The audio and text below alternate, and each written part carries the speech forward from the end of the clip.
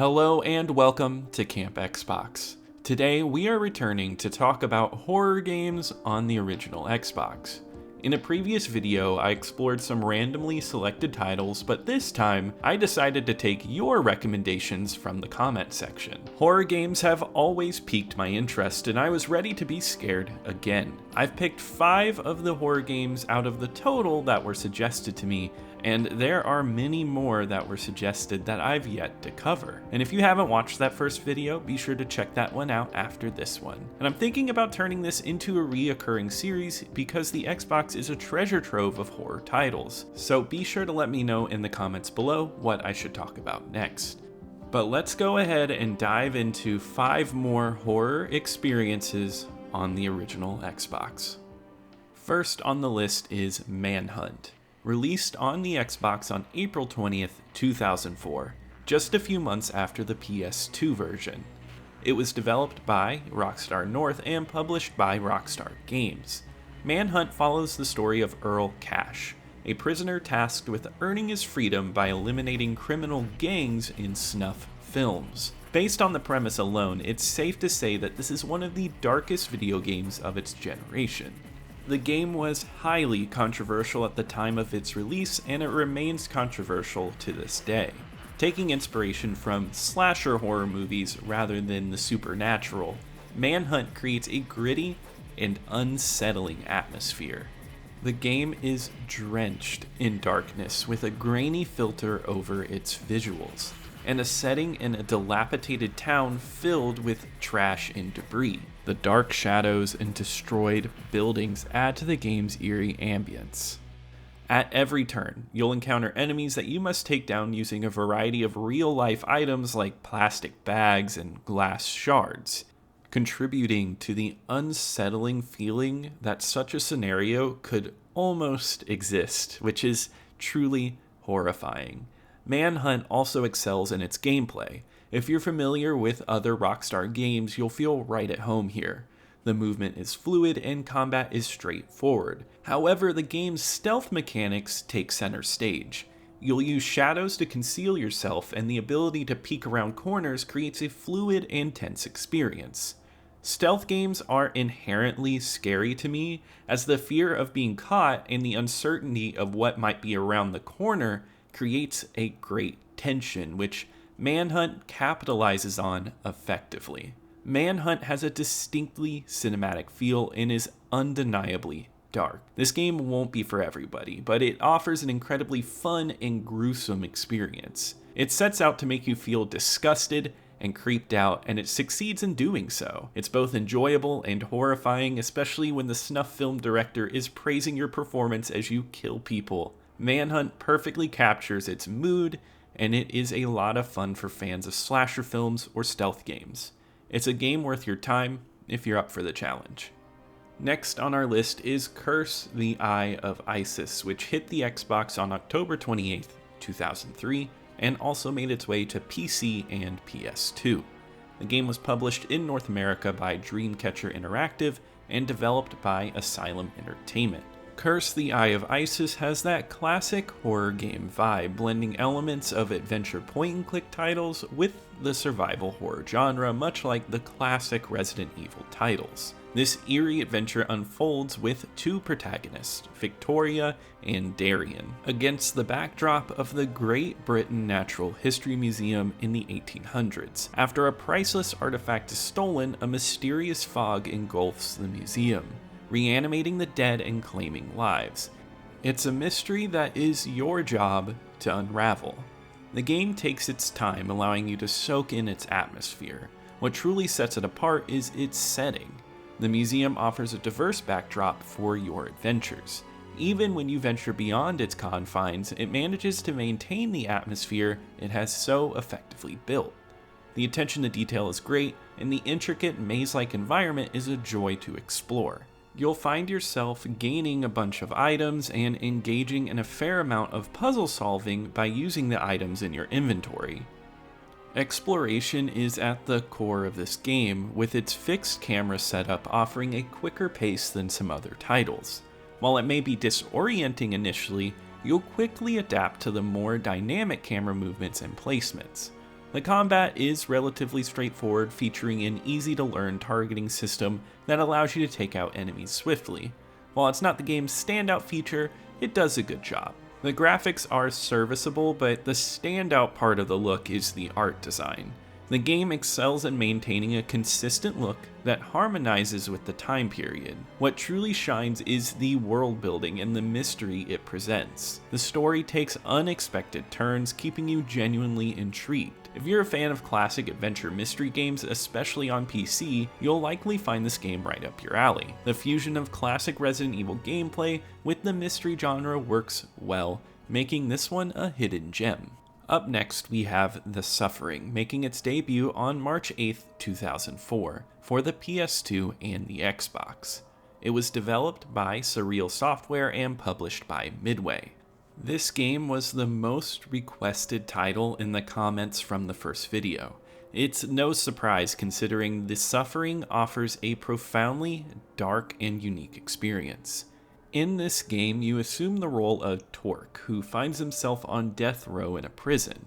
He was found guilty regarding the murder of his wife and 2 children. However, the prison is attacked by demons, and Torque must navigate this terrifying situation while also confronting his own personal demons. The Suffering has an intense and fear-inducing atmosphere, with a game designed to match. While battling the enemies, you'll hear voices throughout, creating a noisy, immersive experience. It feels as if you're inside the mind of someone grappling with intrusive thoughts, executed brilliantly. The prison setting adds to the dark ambience, and the prison's design is exceptional. It's a tight and exceptionally dark environment, featuring excellent set pieces revolving around various methods of prisoner execution. Beyond being scary, The Suffering is incredibly violent, making it great for gore fans. The violence is gruesomely animated and leaves a lasting impact. One intriguing aspect of the game is the ability to switch between first and third-person views. The feature provides varied perspectives of the surroundings and allows players to explore the game in their preferred manner. While I personally favored the third-person view in this game, the first-person perspective plays well too. It's a high-octane, action-packed experience, a rarity in horror titles of the era. The game successfully melds a brutal action style with an eerie premise. Additionally, the game introduces a transformation mechanic, enabling you to morph into a werewolf-like entity to dispatch your enemies. The inclusion of a morality system is another standout feature. The choices you make, even the seemingly minor ones, may impact the game's ending, and these choices often reside in a moral gray area. The Suffering is a fusion of various concepts that, remarkably, work well together and make for a highly effective horror title. The game also has a sequel, which I'd love to explore at some point. For retro horror enthusiasts, this is a must-play title. Before we move on, if you're enjoying this video so far, be sure to leave a like as it helps out my channel in the algorithm, and subscribe if you haven't already to keep up with the retro Xbox content.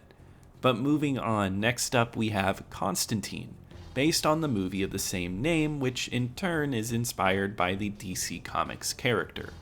This game hit the PS2 and Xbox on February 17th, 2005, with THQ as the North American publisher and Bits Studio as the developer. I have fond memories of enjoying the movie, and I've always intended to play this game. Let me tell you, it's another movie tie-in that shatters the negative reputation often associated with movie games. In Constantine, you step into the shoes of the titular character, an occult detective who has just discovered that demons are infiltrating the real world. Your arsenal includes exorcism items like holy water grenades and firearms equipped to handle these demons. While Constantine may be the least frightening game on today's list, it's drenched in horror elements and themes. I describe it as a rock opera of horror games, grand, bombastic, and incredibly enjoyable. The third-person shooting mechanics are executed excellently. Dispatching demons feels immensely satisfying, and the spell system adds depth to the gameplay. Through precise button combinations, you can choose from a variety of spells to dominate your supernatural enemies. This dynamic fighting system allows for seamless transitions between using firearms and casting spells, ensuring that the action remains engaging and never grows monotonous. The game's music complements its bombastic style perfectly. With heavy rhythms and solid bass lines in the background, the shooting sequences are elevated, resulting in great tracks and a strong ambience. The cutscenes for their time look excellent, and the in-game graphics are also praiseworthy. Exploring the visually appealing levels is a fun and fluid experience that contributes to an exciting overall experience. Constantine is a fast-paced action title. It may not be the ideal choice for those seeking spine-chilling scares, but it undeniably incorporates enough horror elements to warrant its classification. To me, it's an action horror hybrid. When you're facing hordes of demons and conducting exorcisms, the ability to eliminate them with a flurry of bullets and spells is incredibly enjoyable. It's a genuinely fun movie tie-in game and well worth a look if you're in the mood for an enjoyable shooter. And now let's conclude the video with a look into Doom 3. This game graced the Xbox on April 3rd, 2005, following its release on PC 7 months earlier. Activision published it with id Software at the helm of development. Doom 3 holds a special place in my gaming history as I spent countless hours playing it on my original Xbox. It remains a standout horror gaming experience, deviating slightly from the typical Doom franchise as it leans more towards horror than pure action. I will say though, considered on its own merits, it's an outstanding first-person shooter experience. In Doom 3, you assume the role of a space marine stationed on Mars. Unfortunately, a research team on the planet opens a portal to hell, allowing demons to infiltrate the facility. Your mission is to eliminate these hellish intruders before they can reach Earth. While it shares some thematic elements with the fast-paced original Doom, it takes a more deliberate approach to storytelling. The game incorporates audio logs, key code puzzles, and interactive NPCs, building a richly detailed world within the confines of this facility. My memories of this game include moments of fear and unease. Doom 3 plunges you into pitch black darkness where demons lurk and surprise attacks are common. You must remain vigilant as it's not a walk in the park. To illuminate your path, your flashlight is essentially your lifeline, and it can't be used alongside your weapon. This dynamic forces you to make choices. Do you want to use the flashlight to see what's ahead, or keep your weapon ready for protection?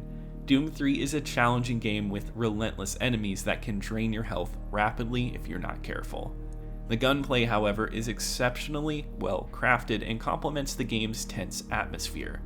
It adheres to the conventions of first-person shooters, but incorporates the survival horror aspect by making you carefully manage your ammo and resources. This fusion of gameplay styles is executed in a manner that's both thrilling and enjoyable. Feeling stressed in a horror game is a testament to its effectiveness, and Doom 3 accomplishes that. The game's visuals are stunning as well, with design and detail that can rival some early Xbox 360 titles. It's a meticulously crafted horror experience that I consider essential playing for anyone, offering both thrills and chills in equal measure. And that concludes our discussion for today. If you found the list enjoyable, please don't forget to hit the like button. I understand that I didn't cover all the games that were recommended in the comments. Titles like The Thing and Silent Hill 4 are on my radar for potential videos. If there are any more horror games you'd like to see, please feel free to share your thoughts in the comments section below. If you haven't watched the original video yet, be sure to give that a look as well. Also, be sure to subscribe to stay updated on all things related to retro Xbox content, and I want to extend a special shout out to my YouTube channel members. And I'll see you here next time at Camp Xbox.